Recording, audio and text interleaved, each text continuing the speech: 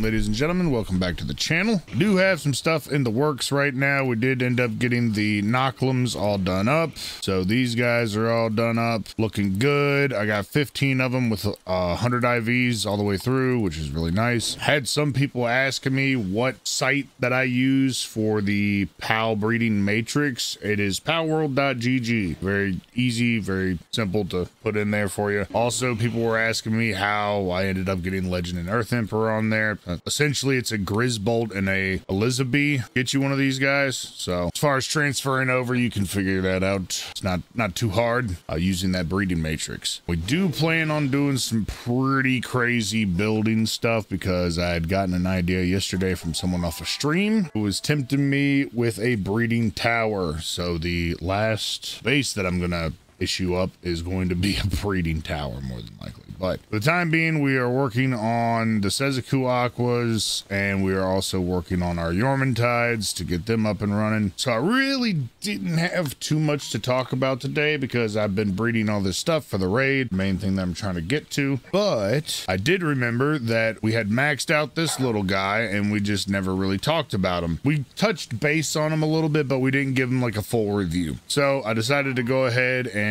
do him some justice and talk about him. One thing that was a little disappointing that I thought that this might work with is the fact that you can't get any of the like exclusive passive skills from using this in particular guy. So no legend, no lucky, no Emperor of or Lord of as far as that stuff goes, but you could go with Ferocious Musclehead, Serenity, and Burly Body if you really wanted to, and put it on one of these guys and be able to find quite a bit of stuff with that. Also, something else to look for would be some of your speed builds as far as getting stuff that you could use in breeding a little bit faster than what you would be able to as far as breeding for those or looking for those in particular ones. So there is a usage to him. Not necessarily bad, but it's not what I hoped it to be. But to be honest, that would probably break the game in general. So unfortunately, it doesn't work that way, but it is it's still useful and has useful things to be done in it. We already know with the Birds of the Feather can be ridden while fighting together. It becomes easier to encounter pals with the same passive skills as this pal. Like I said before, unfortunately, I went through and we've already shown this prior where we could not get any of them to drop Legend or Lucky, so that is unfortunate. But we will be testing, I guess, some combat capabilities with him. He is a neutral pal, so he's like weak to dark, so we're not going to test him against too many dark pals. Maybe some stuff towards at the end. We'll just see how he does. Defense is not that great, so we'll have to correct that with a Rush or Hot Dog. His standard attack power, though, minus like everything that's on here, is about 15-15, so that's not too bad, and especially with the fact that he only has a 70 for his IV, or 71 for his attack IV. But this is also like gaining from Lucky as well with a plus 15 attack, so that does have to be kind of compensating then there. Without all the stuff, you're looking at 819 for his attack with nothing on him, so that's not too bad. That's on the lower end, but for a smaller like kind of in-game pal, it's not too bad. It's definitely worth to grab one of these guys. So we will be stacking some rib bunnies behind him, which puts us up to about 2006 attack power, and we are going to also feed him some Rush or Hot Dogs to get his defense up to par. With the Rush or Hot Dog, we are at 1,104, so a bit more manageable. 2,000 attack power is not too bad. He does come with Holy Burst, which is a pretty strong attack for what it's worth, and Air Blade as well. Pretty good attacks on him. Pal Blast, we'll keep that on there just for it being his damage type anyway. So I know I passed out last night in my chair. Like I said, there wasn't going to be a video today because I didn't get much done last night and I had to get blood work done, but like I said, we will be reviewing him. So let's go ahead and get up here into the north and get a meteorite to drop. Hopefully, I believe that is a meteorite, so we can get ourselves a moon lady.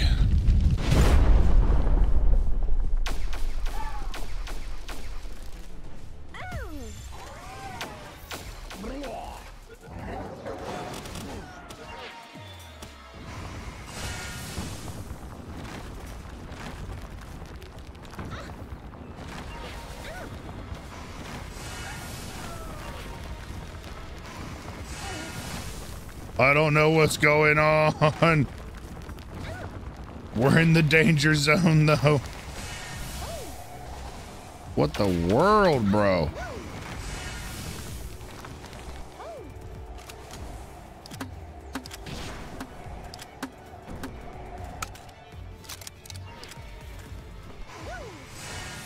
How many times can they do that?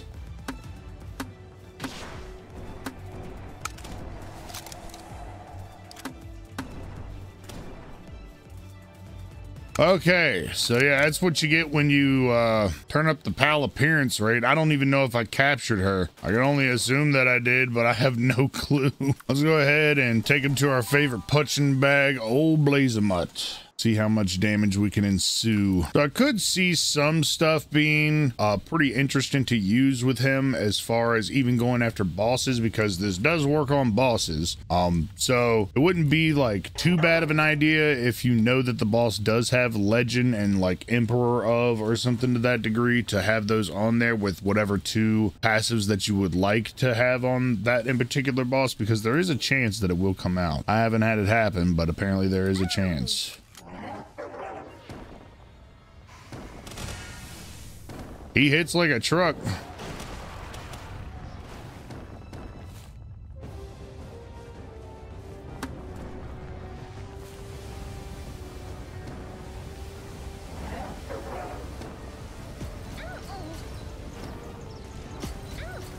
But so do they.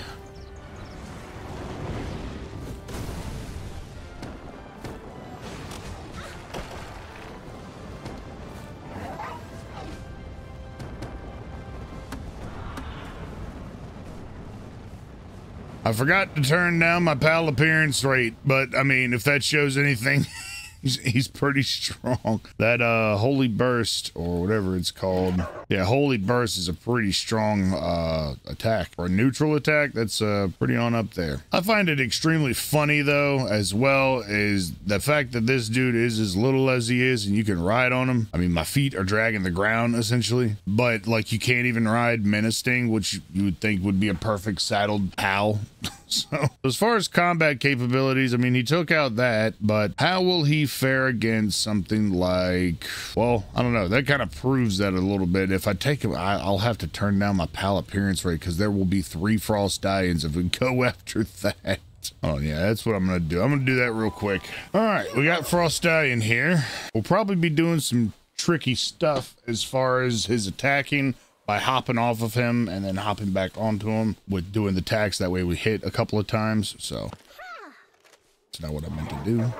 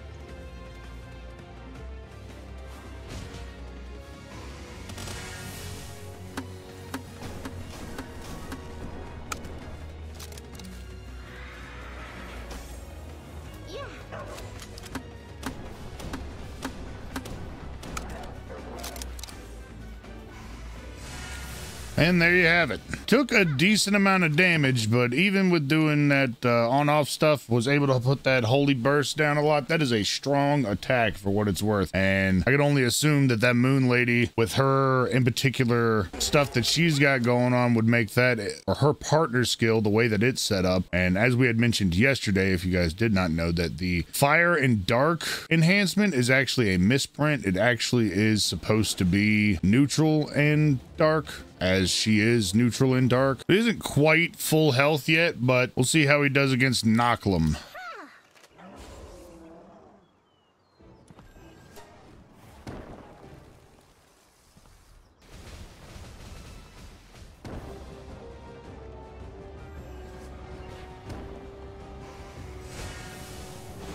Ooh.